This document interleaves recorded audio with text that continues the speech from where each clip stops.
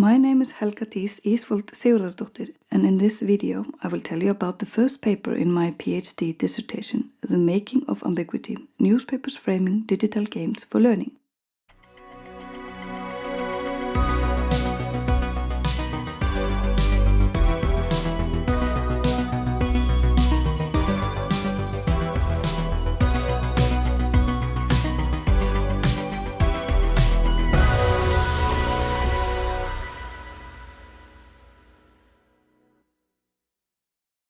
The paper presents a media analysis of the discourse on digital games in printed Norwegian media.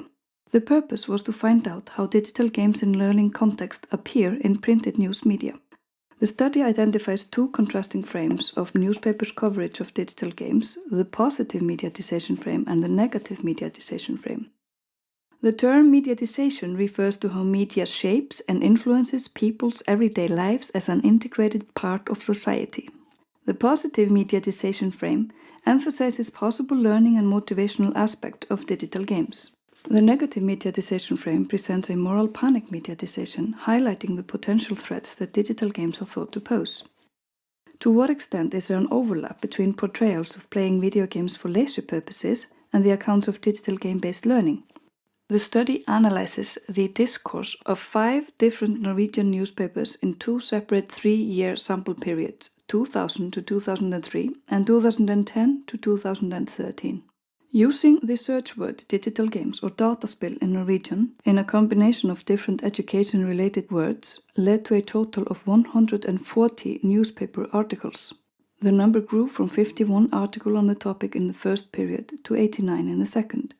A little over a third of those turned out to focus on games in a learning context, and this emphasis also grew between the 2 periods from only 27% in the first period to 44% in the second period. So how did the Norwegian newspapers present digital games? To cut the story short, there were clear contrasts between the negative and the positive framing of digital games. The negative framings presented digital games as something that contributes to bad displacement and addiction, in particular for boys and young men, potentially leading to violence and even massacres. These frames dominate articles where digital games were presented in relation to leisure activities. They were also quite prominent in articles where the learning potential of digital games was mentioned but was not the topic of main focus. The occurrence of such negative frames nearly doubled between the 2 sample periods. To name an example, gaming addiction was a relatively rare concern in the first period, but the occurrence of this concern nearly tripled in the next decade. It was discussed in more detail in articles on gaming as a leisure activity. Gender was also hardly a topic in the first period. In the second, however, the gender frame occurred in about every 4th article, somewhat surprisingly producing a main concern about the well-being of boys and young men and their school performance. The positive frame produced a fairly encouraging mediatization of digital games for learning. The clearer the connection to the learning was in the text, the more positive the mediatization.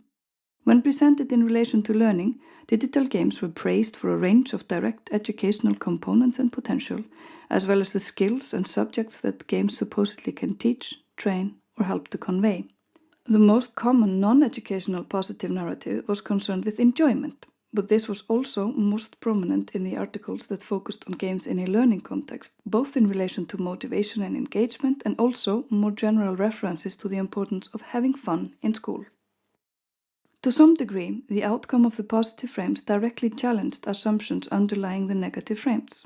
When digital games for leisure were, for example, said to be socially isolating and to damage communication skills, such games were presented in an opposite manner when presented in a learning context. In such a context, the same games were seen as culturally and socially benevolent and said to both require and stimulate cooperation.